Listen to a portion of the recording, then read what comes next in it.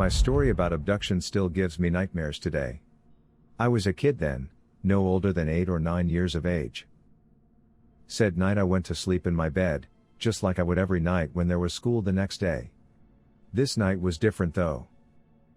I don't know what time it was when I woke up, but it must have been in the middle of the night, since there was complete silence and usually my dad was still up watching TV until 11 or 12 a.m. Anyway, that night I woke up to this blue light inside of my room and could hear voices in my head, though I couldn't really understand what they were saying. I was really scared and didn't know what to make of it. I tried to scream, but nothing came out. Next thing I know, I'm inside a ship and there were these two beings looking like typical greys, but their heads were a bit longer and they had this purple shine to them. I wasn't really familiar with the concept of aliens then and I just remember how scared I was. Then these beings start talking to me. I could hear their voices in my head, but their mouths wouldn't move a muscle. It put me almost into a state of trance and teleported me into a different room. This place still gives me the shivers. It was a dark room and there were humans connected to tubes. It looked almost like that scene from the Matrix movie, when Neo woke up in his real body for the first time, though way before the movie was even made. I was terrified, but then those beings showed up again and told me that it wasn't them I should be afraid of, but another race of aliens that comes to our planet to abduct and use us for something. I'm not really sure anymore what exactly they meant with this, but I think it had to do with our blood. This all seemed so intense and real and I can't think of any reason of why it was just a dream. I was shown things I had no concept of as a kid, but if it was real I don't know why they showed those things to me. It's not like I could do anything about it, even less as a kid. In the morning I woke up in my room again. I never talked to anyone about it, even though I was terrified and still am. I have nightmares about it to this day. A couple weeks ago my friend's dad told me a pretty bizarre story that scarred me for life. About 15 years ago my friend's parents, Steve and Julie, were woken up at 1 a.m. to a very loud thud that rattled the house. Worried that one of the kids had fallen out of the bunk bed, Steve went downstairs to check on them, but all 3 kids were sound asleep and safe in their beds. Julie told Steve to check the house in case of intruders, so Steve checked the doors and windows before going outside to take a look. After 10 minutes of investigating the noise, Steve came across nothing unusual and went back inside to go to bed. He found his wife absolutely worried sick and she demanded to know where the hell he had gone and what happened. Confused and tired, Steve told her he found nothing and tried to calm her down before Julie pointed out that it was now 4 a.m. and that he had been missing for 3 hours. Julie had even gone outside to check on him and he was nowhere to be found and didn't respond to her calling his name. Unable to figure out what happened, they returned to bed and slept until Steve had to get up for work in a few hours.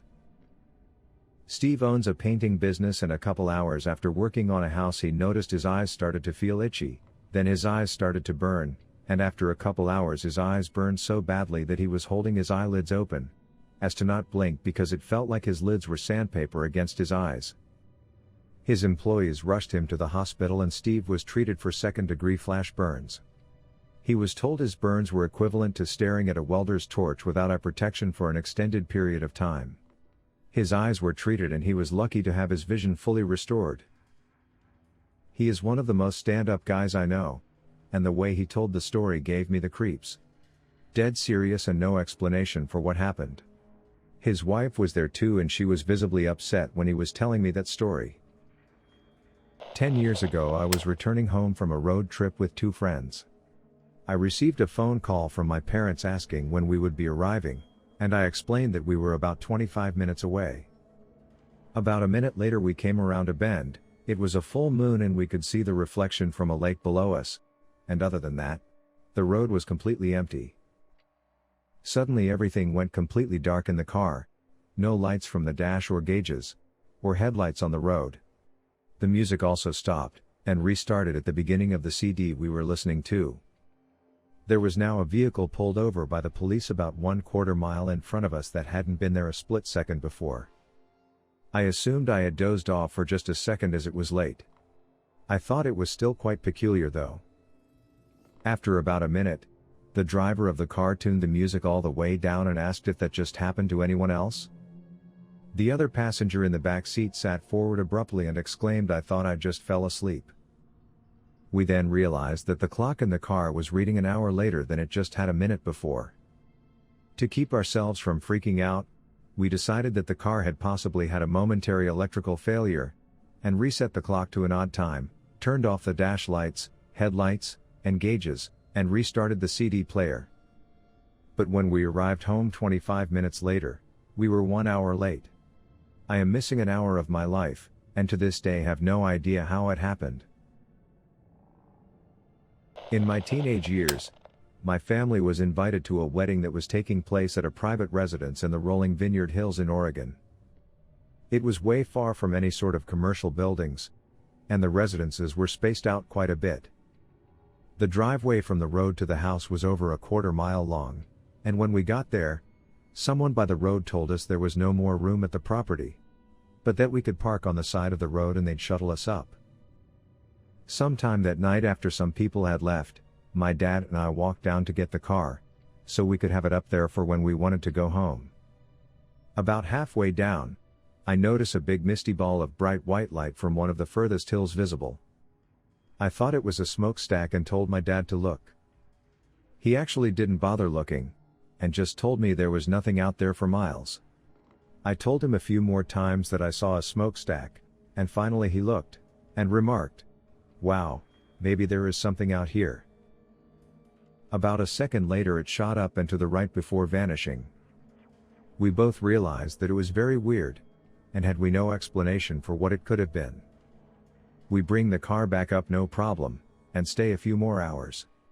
On the drive back down, we were explaining what we saw to my mom and sister.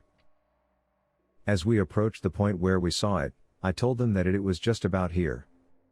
And as soon as I said that, the dash chimes, the radio stops, and my dad says, "What the hell?" Every light on the dash had lit up, and a few seconds later, everything died. No motor, no interior or dash lights, no more headlights. The car rolled down until we stopped, and it would not do anything when we turned the key again. The only choice was to sit in the dark for 5 minutes, no one having a cell phone, and talk about how creepy that was. I kept an eye out for the light in the hills but didn't see it again. Every minute we tried to get going again, and eventually it started up, without a problem, and we went home. The car never had any issues with it doing that again. First time I ever tried to write this down, first time telling anyone outside the family. I'm leaving out time and location and some other details, because I'm still scared of the public backlash. This summer before 8th grade, me and 2 of my friends snuck out at midnight to go walk around the neighborhood and go see these girls on the next block who had a sleepover. We turn a corner in our neighborhood and there's this huge black blimp-shaped thing in the sky. Like the pictures of the Hindenburg, but bigger than that and quite close to us. It was completely silent and the size of at least 4 to 5 football fields across, no exaggeration, even though I was young. We stare at it entranced, asking each other over and over again if we see it, which we all agree that we do, standing there, frozen in one place. It's like black polished gunmetal, no lights, no sound, no anything. It's just hovering there.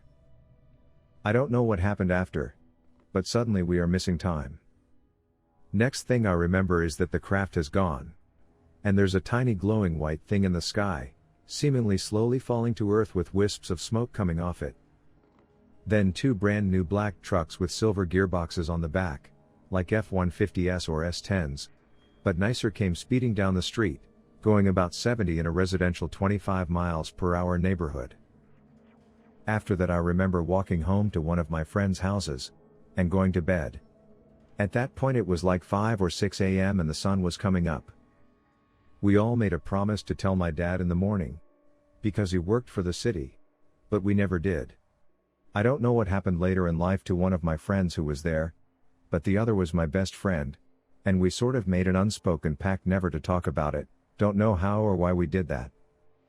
We all grew up and I sort of lost touch with him too. We did reconnect over Facebook over the years, but it was like there was something between us neither of us wanted to touch or talk about. Looking back on it now, there's no way we could have been the only ones to see it. It wasn't that late at night and it was over a heavily populated suburb of a major city. The idea of this has always scared me more than any sort of possible abduction scenario. That there were others, and we're all voluntarily suffering a sort of collective amnesia, except we're not. I've thought about hypnosis, but that scares me too, plus I'm not sure if I'd trust the results. I was just a kid then and I'm not sure if I could trust the hypnotist.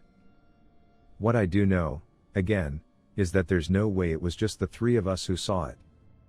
We're talking a huge thing hovering in the sky, directly above hundreds of houses just after midnight on a summer weekend night. But nothing on the news, nothing in the paper, nothing on TV, no word spoken about it again. Ever. By anyone. This is a true story. I'm a little older than the average around here, I think, but I know what creepypasta and stuff like that is. This happened. And there's no way I'm the only one who remembers. No way. Thanks for letting me get that off my chest. Wasn't that fun? Leave a comment with your own story, so it can be featured in upcoming videos. Oh, and don't forget to like and subscribe for more quantum tapes.